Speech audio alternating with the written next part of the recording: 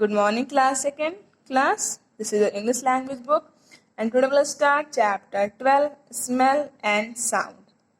Smell means किसी भी चीज की महक, and sound means voice, आवाज.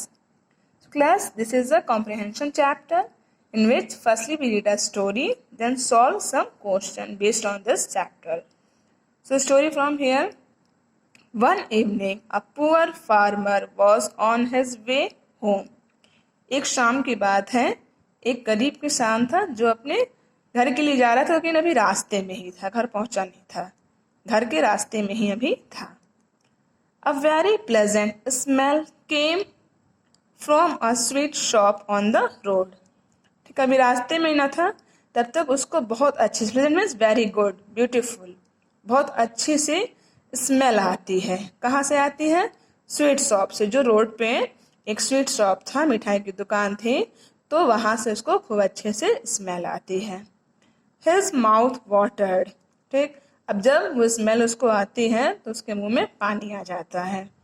ठीक, He went to the shop and stood there for some time. Okay, अब वो क्या करता है? वो गरीब किसान उस मिठाई की दुकान पे जाता है और कुछ देर वहीं पे खड़ा रहता है. ठीक, then he turn to go. Okay, उसको वहीं तो खुद खड़ा रहता है, लेकिन फिर थोड़ी देर बाद चल देता है. Because he could not afford to buy the sweets. वो उस मिठाई की दुकान में जाता है, कुछ देर वहीं खड़ा रहता है, लेकिन थोड़ी देर बाद वो वहां से चलने लगता है, क्योंकि उसके पास इतना पैसा नहीं रहता है कि वो उस मिठाई को खरीद सके. Just then he heard the shopkeeper's commanding voice. Stop! You can't go away without making payment. वो थोड़ा सा चलने ही वाला होता है, तब तक जो शॉपकीपर है, दुकानदार, उसकी आवाज आती है, एकदम कड़क, एकदम हार्ड वॉइस आती है. कहता स्टॉप, रुक जाओ, तुम बिना पैसे दिए, ना विदाउट मेकिंग पेमेंट, बिना पैसे दिए यहाँ से तुम नहीं जा सकते. यू कांट गो अवे, बिना पेमेंट किए, बिना पैसे दिए हुए तुम यहाँ से नहीं जा सकते हो. Payment for what? Asked the man. For the sweet, said the shopkeeper. Payment for what? अब ये जो गरीब किसान है ना, जो पुअर फार्मर है, तो पूछता है पेमेंट किस बात की पेमेंट भाई, किस चीज का बिल? For the sweets. अब सेड द शॉपकीपर, दुकानदार क्या बोलता है? फॉर द स्वीट्स, इन मिठाइयों के लिए. But I have not eaten any, said the man. एक अभी गरीब किसान बोलता है कि मैंने तो एक भी नहीं खाया है, मैंने तो एक भी नहीं लिया है. But you did enjoy its smell, didn't you, said the shopkeeper. Smelling is as good as eating. ठीक, अब ये शॉपकीपर क्या कहता है कि तुमने इसके स्मेल तो लिया है, but you did enjoy its smell, तुमने इसके जो स्मेल है उसको तो एंजॉय किया है, उसको तो लिया है तुमने, क्या तुमने नहीं लिया है? शॉपकीपर बोला smelling is as good as eating. और स्मेलिंग भी उतनी ही ज़्यादा अच्छी होती है जितना कि उसको ईट करना, जितना कि उसको खाना. मीन्स स्मेल करना और उसको ईट करना according to the shopkeeper are equal.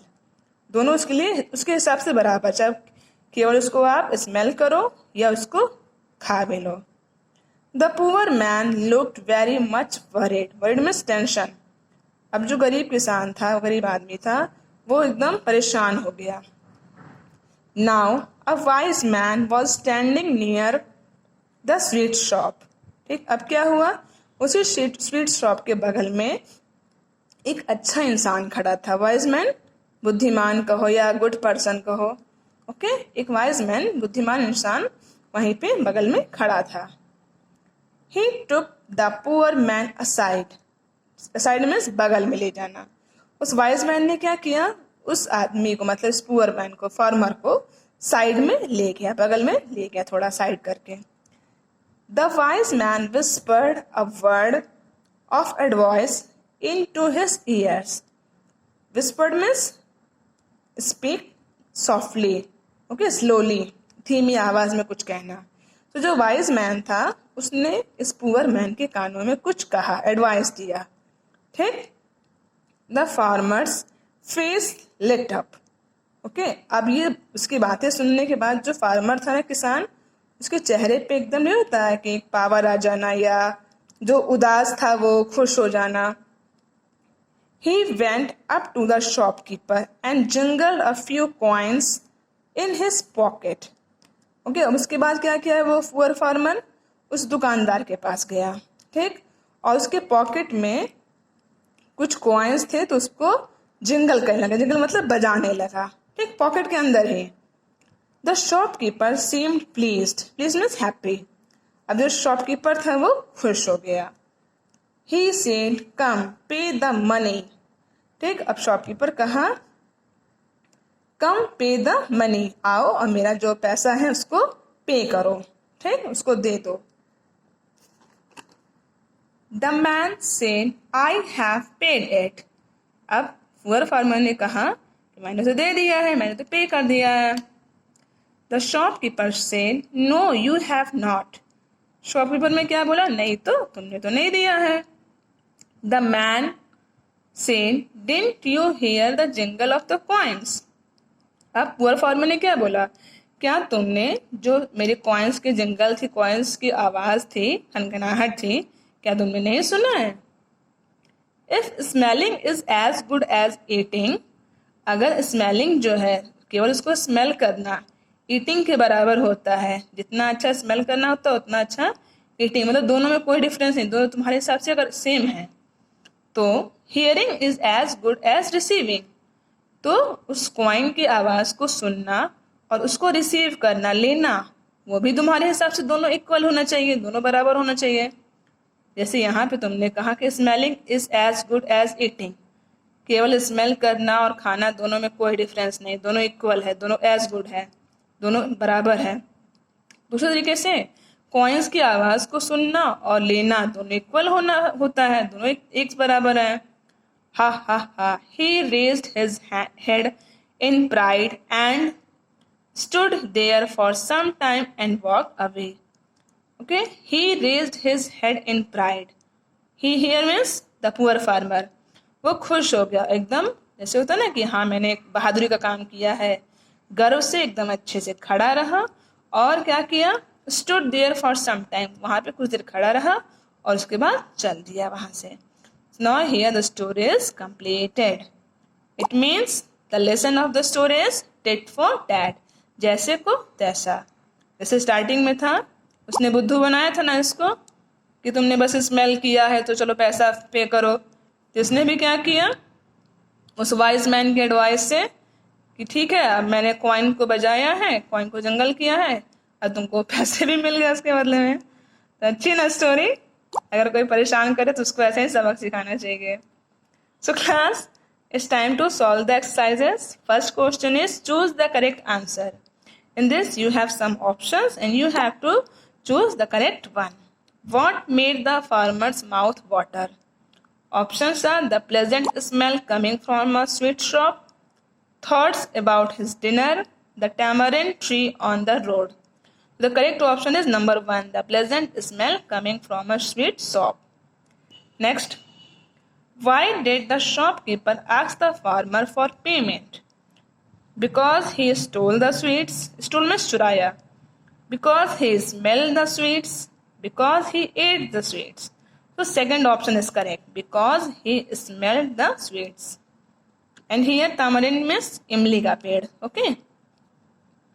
What happened to the farmer when the wise man gave him a word of advice? He felt sad, he paid the money, his face lit up. So number 3 is correct, his face lit up. The farmer paid the shopkeeper by giving him his watch, jingling the coins in his pocket, borrowing some money from the wise man. So number 2 is correct, jingling the coins in his pocket. So this question is completed. Next question are question answer. Okay. First question is, why did the farmer turn to go from the sweet shop? जो farmer था वो sweet shop से जाने क्यों लगा? क्योंकि उसके पास पैसे नहीं न थे मिठाई खरीदने के लिए. So the farmer turned to go from the sweet shop because he could not afford to buy the sweets. Okay. Next, why did the sweet seller ask the poor man for money? अब यहाँ क्या पूछ रहा है कि जो sweet seller था, जो शॉपकीपर था, वो पुअर मैन से, पुअर जो किसान था, उससे पैसे क्यों मांग रहा था? इसलिए कि तुमने जो मिठाई उसके स्मेल एंजॉय किया है. The sweet seller asked the poor man for money because the poor man enjoyed its smell. Next, what did the farmer do with the coins in his pocket? जो फार्मर था, किसान था, उसने coins के साथ क्या किया पॉकेट में?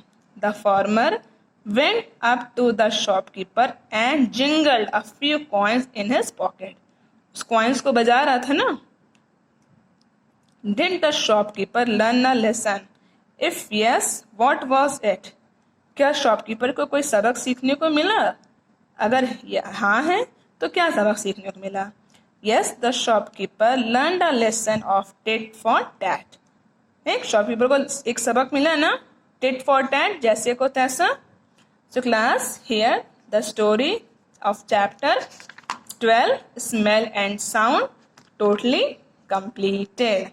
Okay, so thank you.